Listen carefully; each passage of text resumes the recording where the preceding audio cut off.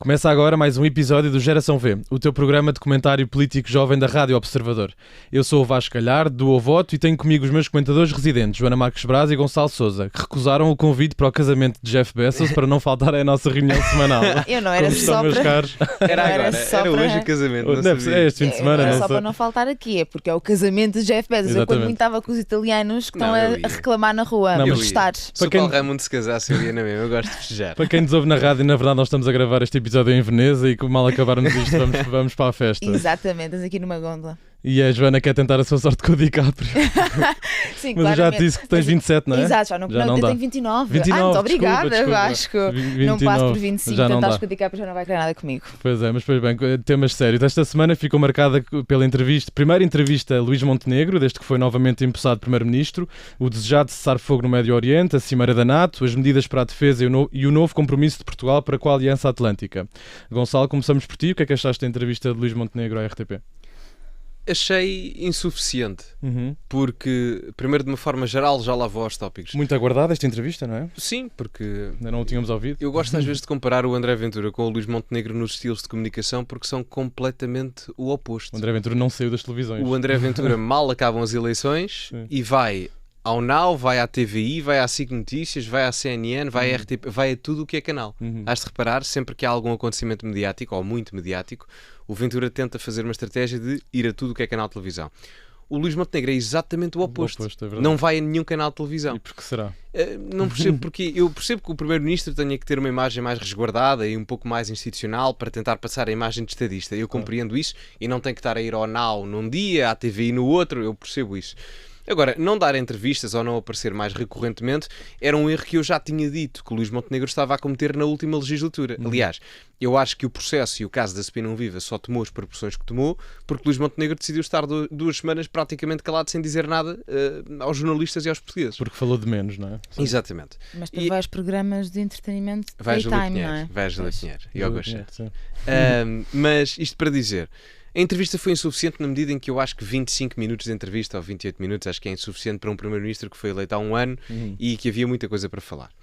A entrevista começa por ser falada na medida dos 5% do PIB em defesa que Portugal se comprometeu até 2035. O que é que achaste sobre isso? Acho, como é que eu vos hei de dizer? Portugal tem que aumentar a sua despesa em defesa, eu digo isto há anos. Mas não é porque a NATO quer ou porque a União Europeia quer, é mesmo por uma questão de independência nacional. Mas mesmo assim porque temos compromissos também, não é? Com a NATO. Certo, mas eu acho que nós devíamos era olhar mais para uma questão nacional própria do que propriamente estarmos sempre a reboque de instituições supranacionais. Porque se a política estratégica a nível de geopolítica de uma instituição supranacional falhar, porque falha muitas vezes, como já vimos no passado, é bom que tenhamos independência para dizer, bom, talvez este não seja o melhor caminho, este aqui pode ser outra melhor solução e propormos isso a essa instituição supranacional onde estamos. Agora, o Luís Montenegro, ao aprovar ou ao comprometer-se com os 5% do PIB em defesa, assim também eu. Porque É 10 anos, não é? em 2035 a probabilidade de ele ser Primeiro-Ministro É pouco. é baixa. E mesmo que seja, vai-se embora. Porque ele não pode estar mais do que 12 anos, estamos em 25, ele, na melhor das hipóteses, fica até Não, 2037. ele pode estar Primeiro-Ministro para pode sempre. Sim. Não, mas é- Desde mas- quem, mas quem não é eleito ao acontece. partido, Mas e se o partido sim, colocar mas sempre ele como presidente Eu do estou a partido. supor aqui a meta Cavaco Silva como Pois. sendo o É uma boa Ah, meta. o que estás esteve mais. a guiar pelo Estou-me a Cavaco guiar Silva. pelo passado para tentar prever o futuro. Sim. Normalmente os primeiros-ministros nunca ficam décadas no cargo em Portugal, ou o que ficou mais tempo foi Cavaco Silva. Ou seja, a probabilidade de Luís Montenegro estar em 2035 e ser ele a desviar 5% do produto interno bruto para a defesa é muito baixo. Por isso até Não. é fácil, ou não? É um bocado assim também eu, não é? Pois é isso. Portanto, é um bocado por aí. Agora, o aumento em gasto em defesa faz sentido. Se me perguntares na realidade portuguesa, 5% achas que é um exagero? Talvez seja. Por exemplo, a Polónia tem gastos similares a esses valores percentuais, mas a Polónia está na fronteira com a Exato. Ucrânia. Portanto, acho que é preciso também ter aqui um dinamismo próprio e não andar sempre a reboque daquilo que é a vontade das instituições supranacionais. Depois, Luís Montenegro fala na questão da descida do IRS, na entrevista, o que eu considero que é positivo. Agora, o Governo não pode andar a dizer que está a fazer choques fiscais, que não é um choque fiscal, reduzir 0, isto Pois. para o primeiro, segundo e terceiro E escalão. depois 1%, Não chega a 1%, não chega a 1. é 0,4 ou 0,5 ou 0,6 para o primeiro, segundo e terceiro, 0,5 ou 0,6 para o quarto e quinto, assim, uma coisa do género. Nem sequer, não se deixa mais do que residual. 0. Sim, exatamente, não é um choque fiscal, é um arranhão fiscal. Arranhão, Não é? muito Portanto, bom. se o Luís Montenegro cortar as unhas já não há diferença. Isto para vos dizer que O problema nem reside tanto aí, que eu acho que é positivo baixar impostos, mesmo que não seja muito, não é? Agora, o Governo vai ter é que ter atenção, porque... Onde é que vai buscar o dinheiro? Não, a questão não é essa, também, mas os impostos não vão diminuir. Ou os impostos aumentam, os indiretos, porque o que está a acontecer é uma redução aos impostos diretos sobre o rendimento. E os indiretos aumentam. E os indiretos aumentam, que era uma estratégia que sabem quem é que fazia bastante. António Costa. António Costa diminui impostos diretos e depois como ele olhou para mim, António Costa. António Olha para mim Costa. aqui um olhar. Sim, mas eu sei que pronto, enfim, era só mesmo para dar dramatismo à O cena. caso da gasolina é um bom exemplo, não é? É um caso da a gasolina, tu por 100 euros de gasolina gastas 62 em impostos. Ridículo. É uma coisa absurda. Portanto, e digo isto porquê? Porque não é possível nós mantermos superávit orçamental e equilíbrio das contas públicas com o Governo a continuar a diminuir impostos e a aumentar despesa. Porque o problema nem tem sido propriamente, a meu ver, a diminuição fiscal que o Governo está a fazer, que até é com caráter gradual e nada exagerado. O problema parece-me estar a ser o facto de haver expansionismo fiscal, essa redução de impostos que eu acho que é correta, mas depois uma despesa pública a ser incrementada de uma forma que qualquer instituição internacional ou instituição financeira se vai virar para Luís Montenegro e vai dizer: ó Luís, a gente deixa de trabalhar, mas tem atenção ao dinheiro que gastas ao final do mês. Como é que isso se faz? Portanto, fica aqui um bocado complicado. E eu volto a frisar, nós entrarmos em situação de déficit não é um drama por aí além como tínhamos com o Sócrates, quase a 10 ou 11% do PIB. Mas não convém que a gente o tenha. Bom, claro. Não é? Portanto, se eu não posso ter dívidas e ninguém pode ter dívidas, teoricamente falando, muito menos a administração pública. Esse foi o segundo aspecto. Depois só queria dar aqui uma nota relativamente à lei da nacionalidade e da imigração, Ok. porque em determinados aspectos da proposta o PSD está à direita do Chega. Curiosamente. Acha disso? Não acho, é factual. Porque a proposta de aquisição de nacionalidade portuguesa do Chega era 10 anos para as pessoas do resto do mundo e 6 anos para as pessoas da CPLP. Eles deram 7 agora. O Governo mete 10 para o resto do mundo igual ao Chega, mas mete 7 para a CPLP. Não sabia disso. Portanto, Chega. curiosamente... Ui, agora tenho que dar aqui um contra-argumento. Não, eu disse em determinados aspectos da proposta, atenção. Sim, mas esse é o menos relevante, acho eu. Não diria, ano. não diria. Em Só o termos tempo que eles de... ficam à espera na AIM, esse ano pode ser Olha, que comido. em termos de permanência aqui em Portugal, não sei, que acho que... Mas dificultaram, não é? Dificultaram, ou seja, em determinados pontos da proposta, o PSD ultrapassa o Chega pela direita. Sim. Pelo menos neste aqui. Mas eu posso Joana. eu Sim, vou agora, responder isto e depois sim. passo para Montenegro. Vou fazer Vai. o contrário, eu vou dar uma nota sobre isto e depois passo a Montenegro. Muito bem.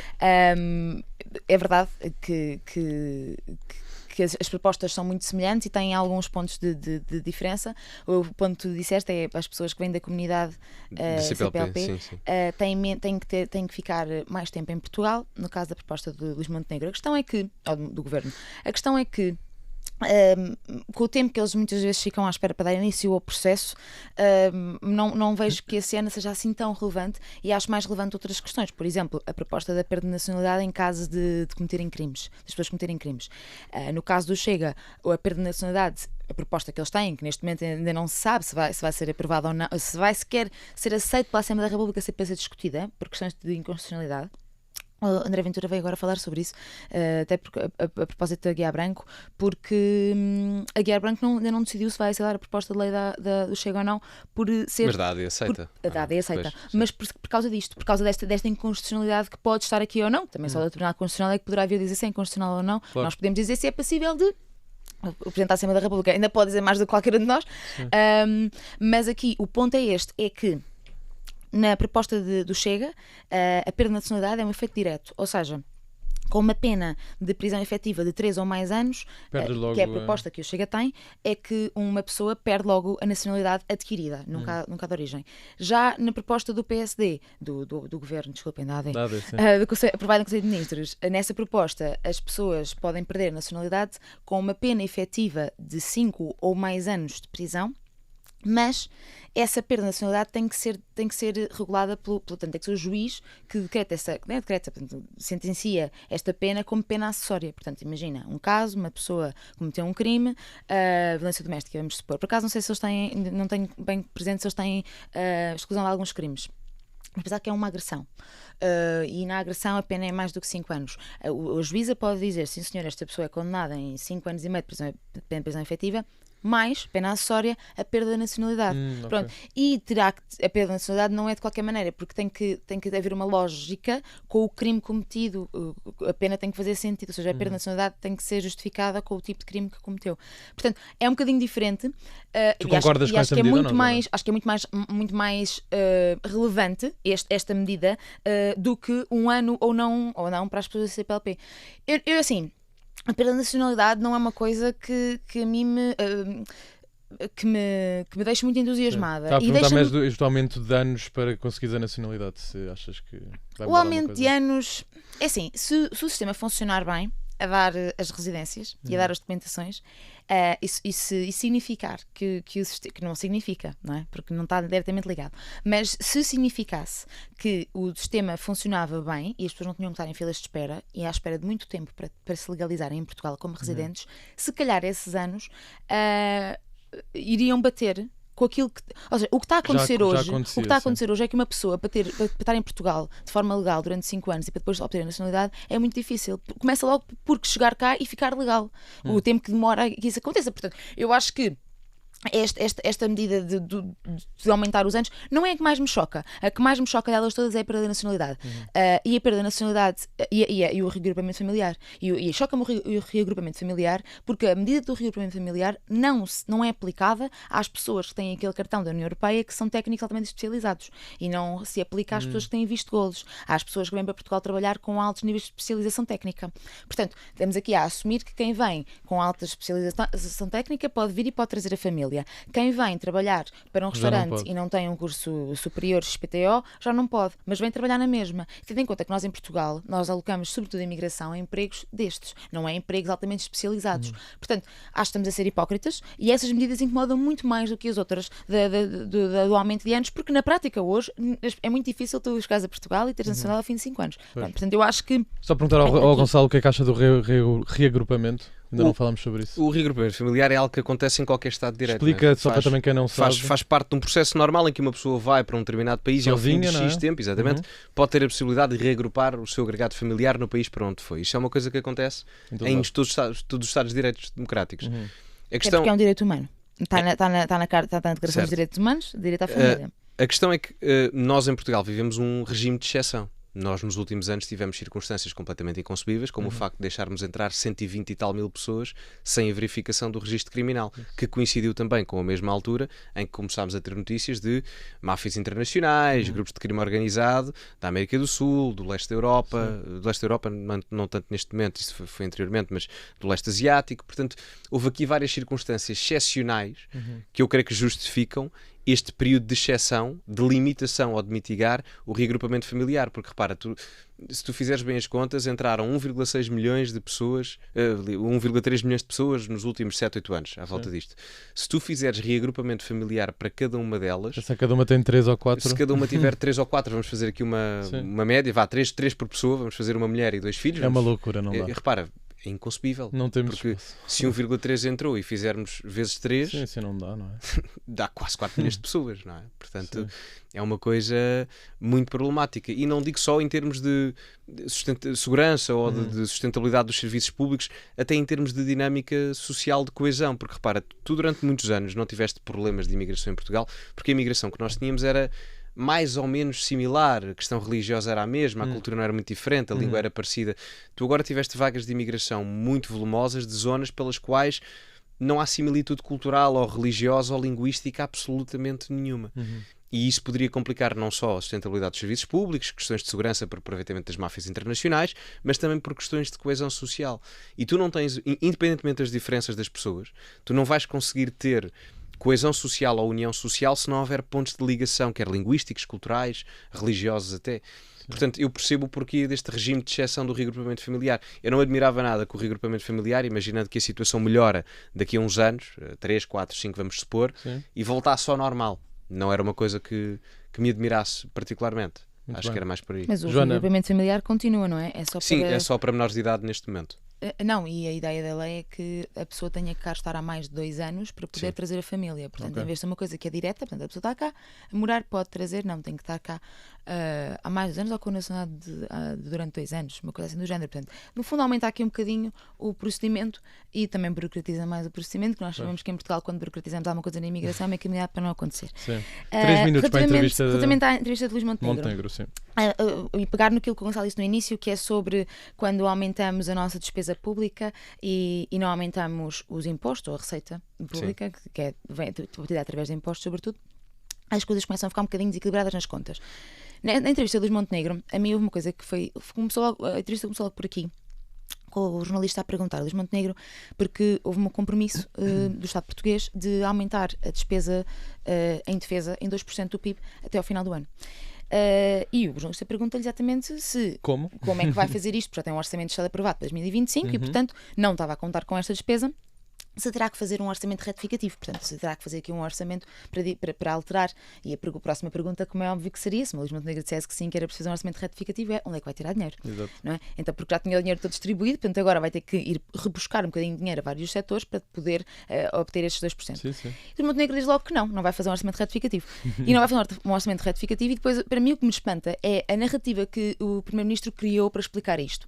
E decidi focar-me aqui tanto nesta matéria porque é uma coisa que o Luís Montenegro tem feito desde o início, desde 2024, que é esta ótica de que eu não vou tirar dinheiro a ninguém, mas vou dar dinheiro a toda a gente. Então o dinheiro ou ele o imprime em casa. Isso era incrível, mas será que dá? Ou que plantou uma árvore que nós não sabemos nenhum que existe e dá-lhe dinheiro. O processo inflacionário que isso pode gerar. Exatamente. E portanto, acho que parece-me a mim que Luís Montenegro tem sempre esta narrativa de dizer às pessoas, e é assim uma coisa muito, não, vamos investir na indústria e vamos ser muito bons a produzir e por causa disso vamos conseguir pagar a toda a gente. Deixa-me só Bebe água, exato, eu ia dizer isso, Joana. Podes ver. E então, o que é que ele diz? Ele começa por dizer que a lógica dele foi muito vamos alavancar a nossa indústria e fazer o reforço de equipamento a partir de dentro, de equipamento militar, no caso. Pronto. É assim, Luís Montenegro tem um discurso ótimo ali durante 2, 3 minutos, extremamente bom político, não é? Porque ele começa por dizer, bem, primeiro vamos reforçar os recursos humanos, não é? Recrutamos e retemos pessoas nas nossas forças militares. Depois a seguir... Estás a fazer uma imitação de Luís Montenegro? Estou, é uma imitação. Boa, mas vê lá que ainda me pode equiparar 1 milhão. Portanto, depois vamos comprar equipamentos e investir nas infraestruturas. Portanto, vamos comprar equipamentos militares e vamos investir nas infraestruturas militares. Só sim, falta senhor, o vamos sotaque embora. do Norte, Joana. Não consigo porque depois vão-me dizer que a apropriação cultural é uma chatice. Vão-me acusar da apropriação cultural. Por cima espinga, não sou muito adepto, não costumo ler. E diz, vamos comprar equipamentos, investir nas infraestruturas. Portanto, primeiro vamos investir nos recursos humanos, vamos reter as pessoas e vamos captar as pessoas para vir para as forças militares. A seguir vamos comprar equipamentos, investir em infraestruturas. E vamos investir em quê? E ele começa por dizer, bom, vamos investir nas viaturas Pandur, porquê? Porque as fazemos cá. Vamos investir nos navios de patrulha oceânica, porquê? Porque os fazemos cá. Vamos investir nas aeronaves, nas KC-390, porque fazemos-las cá. E ele começa com, não, vamos fazer tudo cá. Portanto, vamos nos tornar aqui uma superpotência de construção de armamento militar. Sim. Maravilha. As infraestruturas ficaram pelo caminho. Não sei bem como é que ele deixou-os pelo caminho. Uma auto-Europa militar. Exato, é assim uma coisa tipo auto-Europa, exatamente, auto-Europa militar, até podemos ajudar a Volkswagen e tudo. Vamos embora. Agora, aquilo que eu acho que Luís Montenegro falhou, depois a da altura, o jornalista lhe diz, está bem, mas como? Vai tirar dinheiro aonde? À saúde, à educação. E ele, a lado nenhum, vamos tornar-nos aqui uns super construtores de armamento militar. Para fechar, Joana? Ok, então, mas a minha pergunta para o Sr. Primeiro-Ministro é, aquilo que se comprometeu foi investir 2% do PIB. É percentual, Sr. Primeiro-Ministro. São contas. Vamos pensar que Portugal tem 100 euros no PIB. Você disse, portanto, tem 100 euros do PIB, ok? Vá, mas sim, pode ser com 100 euros do PIB. Portanto, se tem 100 euros do PIB e se em 2024, em novembro de 2024, aprovou um orçamento de Estado onde ia distribuir esses 100 euros, tipo 1 euro para um serviço, 1 euro para outro serviço, 1 euro para outro serviço, distribuía eurozinhos por todos os serviços e ficava a zeros no final, então como é que agora, desses 100 euros que já estão distribuídos, vai tirar 2 e vai dar à defesa. Não se Sem trata, tirar aos outros. Exato, não se trata de construir mais, trata-se de, é percentual, vai ter que literalmente tirar 2 euros dos 100 que Portugal tem no PIB e dar à defesa. Portanto, a não ser que você invente 2 euros ou vá roubar a alguém 2 euros, não sei muito bem como é que vai fazer para não tirar de outros serviços. E queria cruzar isto com uma notícia que saiu agora. Joana, temos que fechar. Que é, não queres passar para a segunda parte? Só 30 segundos. Tá bem. O que eu quero dizer é que a despesa pública em ação social escolar diminuiu e, portanto, nós temos menos alunos a receber bolsas escolares. É daqui que as pessoas tiram, é o eleitoralismo, estas coisas de dizer o que as pessoas querem ouvir e não realmente fazer e de baralhar as contas todas, é daqui que sai, é de algumas franjas mais sensíveis da sociedade. Agora é tempo de ouvir as sugestões dos meus comentadores. Joana, começamos por ti. O que é que vais recomendar esta semana aos nossos ouvintes e espectadores? Olha, eu vou recomendar um vídeo muito específico que o meu colega de painel já recomendou a semana passada à série. Acho que é tão bom que... A série chama-se Ruído, está na RTP, é da autoria do Bruno Nogueira e tem uma série de atores extraordinários e criadores extraordinários, mas agora esta semana saiu um episódio incrível com a participação de Joana Marques e de montes de humoristas e chama-se Limites do Humor. Podem procurar, seja na RTP Play, como podem procurar também no YouTube. Vejam, porque tem todos os humoristas, tem todos. Não é todos, mas tem imensos. Aqui até aqueles que achamos que não vamos ver, tipo o Faro, tipo o Diogo Faro. Diogo Faro também aparece. Aparece, é ótimo, tem todos muito espírito. Ainda não vi, mas vou ver. De brincadeira uns com os outros e a gozarem com eles próprios, é muito, muito giro. A melhor parte é do Markle no final. A melhor parte é do Markle no final, exatamente. Não vou dar spoiler, não vou. Obrigado, Joana. Gonçalo? Olha, uma recomendação especial? Sim, é mais uma nota de agradecimento, porque eu esta semana cheguei aos 200 mil subscritores. Muitos parabéns, Gonçalo. Imagina, não é o canal que eu mais... Não é tu mais metes likes. Pronto, não é, não tu mais passas mais tempo a ver política. Mas é um grande marco, sem dúvida. Mas, 200 mil subscritores, e era para dar um agradecimento a vocês também, não é? Que estão aqui na minha companhia, mas a todas as pessoas que ao longo destes últimos anos, 4, 5, 6, à volta disso, me acompanharam e permitiram que eu chegasse a este número. Portanto, era aqui uma nota. Tens trabalhado muito sobre esse canal, portanto é incrível, sim, um reconhecimento do trabalho. Agradeço-te imenso. Isto é o bonito da democracia, Vasco. Não, mas é verdade, imagina, eu não concordo com montes de coisas que tu dizes no teu canal, mas a verdade é que tu trabalhas muito para este projeto e, portanto, acho que tem que ser reconhecido. Agradeço. Quando chegares aos 200 mil seguidores em algum lado, eu vou dizer exatamente a mesma coisa. Não é bem o meu corte, não é o meu corte. Mas olha, se precisares de ajuda, já sabes. Se precisares de ajuda, fica bem. Estamos aqui, malta. Isto, de repente, estão a ver como é que a esquerda e a direita se podem unir. Estão a perceber? Estão a ver. Não gosto nada de ser de desmancha prazeres, mas agora temos temas mais tristes e preocupantes para falar, não é? Nesta segunda parte, Joana. Exatamente. Internacional. E mais tristes e mais sérios que é sobre o conflito Irão-Israel e sobre aquilo que aconteceu esta semana, que foi um cessar-fogo. Mas antes do cessar-fogo, e é aqui que eu me quero focar. Então falámos sobre isso, foi depois do nosso episódio da semana passada, não foi? Sim. Conta lá essa confusão. Então, esta confusão durou mais ou menos 12 dias, mas já dura há décadas. Não, mas o do cessar-fogo, aproveitaram que o Trump estava a dormir para lançar mais mísseis. Bom, isso depois também já é o que se anda a dizer. O que é que acontece? Isto tem que vir de trás, porque eu acho que o que acontece sobre o conflito entre o Israel e o Irão e os conflitos no Médio Oriente no geral é que são muito complexos, porque já têm vindo. É uma história, já vem do século passado, do final do século passado, e portanto já é uma história complexa. E quando as pessoas vêm comentar estes assuntos, normalmente já vêm, porque é difícil, em 3 minutos, tu explicares tudo o que aconteceu. E portanto, depois eu acho que. E a sensação que eu tenho ao falar dentro da minha bolha com os meus amigos é que as pessoas não sabem bem o que é que se passa e vão ouvindo os comentadores a dar factos e eles ficam um bocado perdidos. E eu queria, se calhar, não tecer grandes considerações muito complexas, mas ir um bocadinho ao básico, que é explicar um bocadinho o que aconteceu. E então, o Irão tinha um projeto de armamento nuclear muito ambicioso, segundo eles. E o mundo inteiro estava preocupado com isto. Exatamente, o mundo inteiro estava preocupado com isto. Israel, isto já há 30 anos. Israel tem vindo a dizer desde há alguns anos que, de uma maneira muito efusiva, não, o Irão está a acabar o projeto militar deles, o projeto de armamento nuclear, neste caso. Até apareceu um vídeo onde aparece o Netanyahu a dizer há 30 anos também, já a falar, eles para o ano vão ter. Exatamente, eles estão sempre a dizer isso, para o ano eles vão ter, para o ano eles vão ter, para o ano vão ter. Pronto, claro que não vão ter, entanto que não têm, mas estavam a caminhar para lá ou não? Estavam a caminhar para lá, mas temos que pensar, vamos cronologicamente, ali por volta de 2015, por aí, eu se calhar posso ser imprecisa com datas específicas, mas ali por volta de 2015, os países, os ditos ocidentais, não é? Portanto, Alemanha, França, Reino Unido, fizeram um tratado de armamento nuclear, de controle de armamento nuclear com o Irão. Não é? E, portanto, a ideia era, havia uma certa vigia havia uma ponte de comunicação e diplomática com o Irão para controlar um bocadinho o que eles estavam a produzir. Isto porquê? Porque aquilo que está em casa é o urânio, não é? Porque a quantidade de urânio que se produz é aquilo que depois é necessário para fazer o armamento nuclear. Mas eles queriam que atrasar ou não era proibir? No fundo é controlar um bocadinho o que é que eles estão a fazer, também haver aqui um ambiente de paz. Porquê? Porque eles querem armamento nuclear para se poderem defender e, portanto, há aqui um ambiente de paz, há aqui um acordo de cavalheiros, vocês não vão precisar disto. Exato.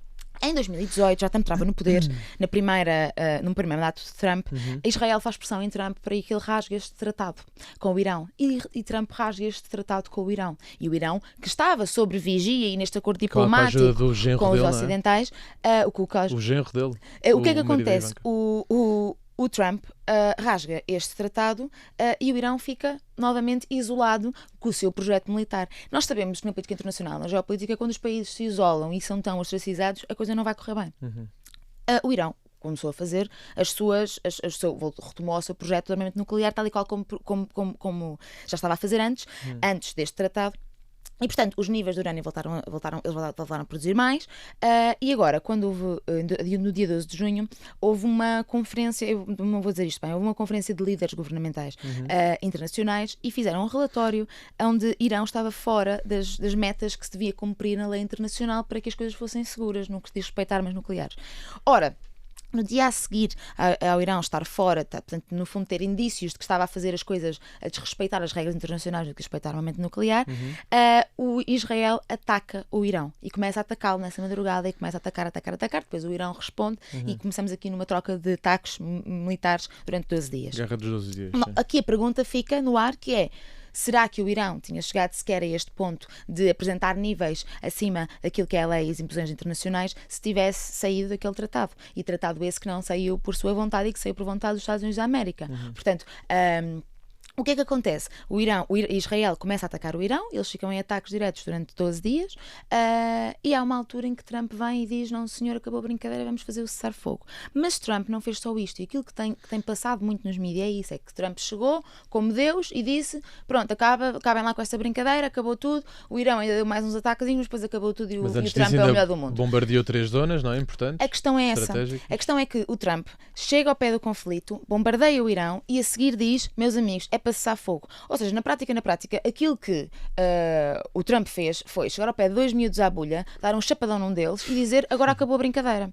Portanto, e nós, os europeus, estamos a aplaudir isto por pessoa da NATO. O que é que se podia fazer, então? Portanto, eu acho é que nós não podemos aplaudir quando um conflito internacional é mediado à chapada. Ok? Nós não podemos aplaudir de pé e dizer que o Trump é o melhor do mundo, como o secretário-geral da NATO fez, porque Trump chegou, deu uma chapada num, não deu no outro e disse: meus amigos, agora acabou a brincadeira. Isto não pode acontecer. Não pode acontecer porque nós estamos a entrar uma forma de travar a geopolítica da política internacional sem precedentes. Quer dizer, eu acho que é um bocado, é tudo à porrada, é tudo, os maiores vão disparar sobre os mais pequenos para que eles tenham medo e para que eles fiquem sossegados. Ou seja, o modelo que nós tínhamos antes, que é um modelo diplomático, vamos assinar um tratado, vamos utilizar realmente a lei internacional, um mecanismo, um tratado. Vamos dizer: nós damos-vos isto, vocês dão-nos aquilo, portanto vocês param um bocadinho com o vosso projeto de armamento nuclear. Sim. Nós, de certa maneira, também temos aqui uma relação mais diplomática convosco e não há tanto conflito e nós responsabilizamos por isto. Há aqui um acordo diplomático. E Trump acha claramente que não. Mas o pior para mim é que Trump acha que não, mas agora o mundo está a aplaudi-lo, como se ele tivesse feito bem, como se isto fosse forma de nós agirmos internacionalmente. Porque agora dá-nos jeito. Houve um cessar-fogo, acabou, ok. Mas aquilo que estamos a entrar, o sítio para onde estamos a ir, é que as coisas só são resolvidas internacionalmente à pancada. E então, para que é que eles querem armas nucleares? Exatamente por essa razão. Os países só querem ter armamento nuclear para se poderem defender. Se não existir uma forma de se defenderem a falar, a conversar, com diplomacia e com tratados, então nós daqui a 20 anos quantas pessoas têm armamento nuclear, não é? Gonçalo, Trump fez bem em meter-se? Antes de ir aí, sim, vou pegar aqui no que a Joana diz aqui nesta parte final, porque vai ao encontro daquilo que é uma teoria em relações internacionais, que é uma perspectiva realista de teoria da destruição mútua. Ou seja, um país que tenha armas nucleares e ataque outro que tenha armas nucleares com armas nucleares, pressupõe-se que os dois irão ser destruídos automaticamente. E é o fim. Não só deles, e o resto. É isso. Portanto, é a questão da teoria da destruição mútua. Por isso é que os países querem ter armas nucleares. O mesmo se passou e se passa com a Coreia do Norte, talvez seja o exemplo mais paradigmático, que tem o regime mais anacrónico, obsoleto, ditatorial, enfim, o que quiserem colocar, mas continua a funcionar da forma que funciona, porque tem armas nucleares e o Kim Jong-un manda nesse aspecto. Ninguém lhes mexe. Eu queria só dizer uma coisa em relação a Israel, que por causa dos vizinhos, que é, as pessoas podem se perguntar, então porque é que Israel atacou agora ao Irão e não atacou antes? Só por causa daquele relatório? Não, porque o Israel também tem armamento nuclear, não é também controlado e anda a atacar os países todos que poderiam ser parceiros do Irão, nomeadamente a Cisjordânia, o Líbano, nós falámos na semana passada, a Síria e dizimar Gaza como dizimou. Portanto, não nos enganemos e não pensemos que um conflito militar internacional se trava só entre dois países. Pelo caminho, há uma série de outros países que são arrebentados. Não é a Europa, por agora, mas acho que é motivo de preocupação na mesma. Desculpa, queria só... Sim. E isto para dizer, na ótica que eu estava a mencionar, isto depois leva-nos à questão Trump. O Donald Trump, na decisão que tomou, e indo em contra a tua pergunta, foi altamente impopular. Nós aqui na Europa podemos estar... Internamente, não é? Sim. Nós aqui na Europa Ele violou a podemos... Constituição, porque não teve a autorização Não do foi ao Congresso. Congresso. Sim, mas isso não é Ele novo. atacou o Irão sem ir ao Congresso, Sim, que é mas uma imposição da Constituição americana. mas isso não Mas é... era para ser um ataque de isso- surpresa também, não é? Por Isso é que não é percebo, propriamente sim, não sei. novo. Se nós formos ver quem é que cometeu mais crimes de guerra, eu não sei até que ponto é que o Obama não está Pois. no topo comparativamente a qualquer outro presidente dos Estados Unidos. Enfim, e curiosamente, só aqui uma à parte, o Obama foi dos presidentes que mais deportações fez no século XXI. Muito mais que o Trump, curiosamente, só uma à parte. Sim. Mas enfim, continuando. O Trump ao fazer isto foi uma decisão extremamente impopular. Nós aqui na Europa, como tu mencionavas há bocado, houve aqui um feeling de ok, fez Boa. bem, ganda Trump e porreira e não Sim, sei o quê. exato. Mas nos Estados Unidos foi exatamente o oposto. E principalmente dentro da base eleitoral de Trump. Fora da base eleitoral dele também, porque há quem não gosta do Trump e, portanto, nunca vai gostar do que ele faça, ou porque não concordam com esta postura mais intervencionista dos Estados Unidos ou de Israel. Mas a base eleitoral de Trump, a grande maior parte, ficou extremamente descontente. Viste aquele tweet da Marjorie Taylor Greene? Sabe, Não vi, aquela não vi, congressista, mas a dizer muito mal, a dizer que votou no Trump porque ele disse que não ia haver mais guerra, Ora não se ia bem. meter nas guerras internacionais. Ora bem, porque há muitos democratas dos anos 2000 que se lembram perfeitamente daquilo que aconteceu no Iraque em 2003, que se calhar até hoje em dia votaram no Trump por causa desta postura antibelicista que ele prometeu. Isso por um lado aconteceu, um desagrado total de uma grande parte do seu eleitorado que olhou para Trump como supostamente o presidente anti-intervencionista externo, numa postura muito mais de soft power do que propriamente hard power. Eu dou este exemplo várias vezes. Havia um cientista político norte-americano, o Robert Kagan, Sim. que tinha uma teoria, uma comparação entre a política externa europeia e a política externa norte-americana. Ele comparava a política externa europeia com Vênus, a deusa do amor, e a americana com Marte, o deus da guerra, em que um lado era mais diplomacia, soft power, e os americanos mais deus da guerra. Está certo ou não? Sim, em termos comparativos, sim, não é? Agora é que parece-me que Trump prometeu ser Vênus e acabou por ser Marte, se quiserem assim fazer esta comparação, esta metáfora. Sim. E acaba por ser uma traição ao seu eleitorado. Contudo, Trump percebeu que o seu eleitorado percebeu esta traição e, passado alguns dias, o que é que ele faz?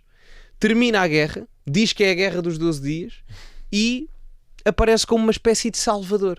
Por um lado, ele tenta agradar aos neoconservadores que produzem os warmongers e etc. do Partido Republicano mais clássico, que querem guerra e intervencionismo externo, e ao mesmo tempo vai tentar agradar ao outro lado, que é um pouco mais cético ao intervencionismo externo, talvez não tenha uma posição tão favorável a Israel, que diz: bom, nós não votámos em ti para isto, e por isso é que ele diz que isto é só a guerra dos 12 dias, porque é pouco. Ok, eu bombardeei, mas bombardeei só um bocadinho. E que leva um pouco àquela questão de que, em termos do direito internacional, embora ele exista, na prática funciona muito como uma questão anárquica.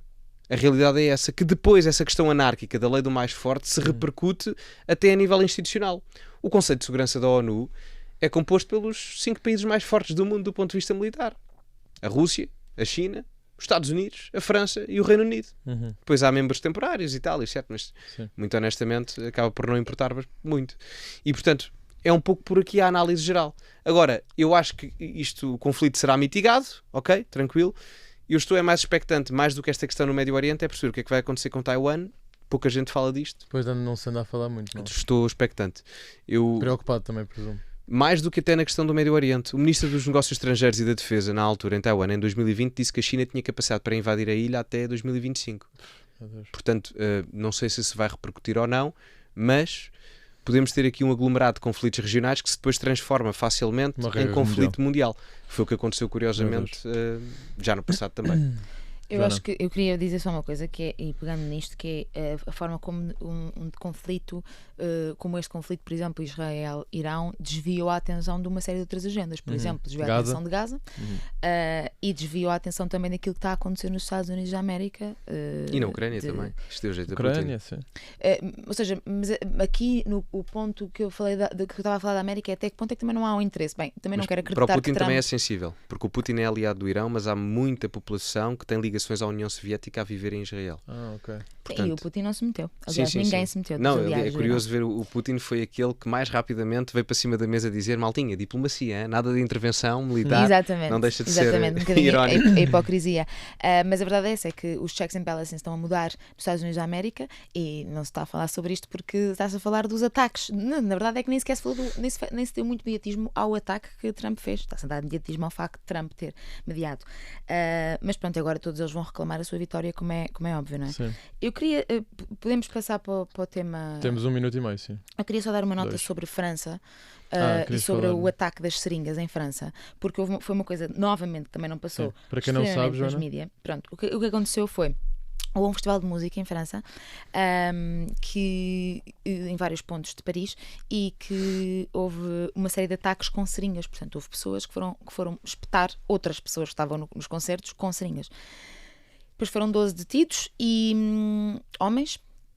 E aquilo que é assustador neste caso é que o Ministério do Interior em França já veio dizer que, já veio dito, avançado pela SIC Notícias, já veio confirmar que dias antes do ataque houve nas redes sociais homens a incitarem outros homens a fazerem precisamente isso, mulheres. Portanto, as vítimas não são só mulheres, há também homens, mas há muitas vítimas jovens, também era um concerto, não sei até que ponto é que o festival não tinha só pessoas jovens, mas, ou mais pessoas jovens, mas as vítimas foram levadas para o hospital para fazer análises para perceber o que é que estaria dentro do seu organismo. O governo francês, as autoridades francesas já vieram descartar a hipótese daquilo que tinha sido injetado com as seringas era as drogas da violação.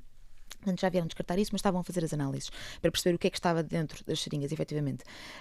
Já não se sabe. Eu sinto que o caso não teve assim tanto mediatismo. Eu tentei procurar essa informação. Mas já sabe. Não, essa informação eu ainda não consegui encontrar essa informação. Pois. Portanto, pode ter sido erro meu. Estive a ver, inclusivamente, em meios internacionais. Não consegui propriamente encontrar. Colocava-se em cima da mesa a possibilidade das seringas terem sido injetadas, e isto a mim me preocupa muito, com substâncias que já existem no corpo das pessoas, como, por exemplo, adrenalina ou insulina, porque se tiveres uma hiperglicemia com insulina, por exemplo, podes ter um desmaio e, portanto, pode ter o efeito que eles querem, que é injetam numa pessoa, a pessoa desmaia e a seguir levam a pessoa. Portanto, e a seguir a pessoa pode ter uma análise toxicológica no sangue e não aparece nada, porque não há efetivamente uma droga. Tem uma coisa que já existe no organismo. Para fechar, Joana. Portanto, aquilo que a mim me assusta é o facto deste ataque ter sido noticiado e não ter sido noticiado com este enquadramento, porque há sempre esta dúvida, não é? E são os feministas que estão a dizer que isto é um ataque contra as mulheres, mas só quando o Ministério do Interior francês dizer isto é que realmente se percebe que nas redes sociais estão a acontecer mesmo muitos ataques às mulheres. E ainda bem que falaste disso aqui. O nosso tempo chegou ao fim. Obrigado, Joana Marques Braz e Gonçalo Sousa. Voltamos todas as sextas com um novo episódio. Estamos sempre disponíveis a qualquer hora, em qualquer lugar, em vídeo no YouTube e em podcast. O Geração V é uma parceria entre o Voto e a Rádio Observador. Eu sou o Vasco Galhardo. Muito obrigado por estares desse lado. Tudo a correr bem e até para a semana.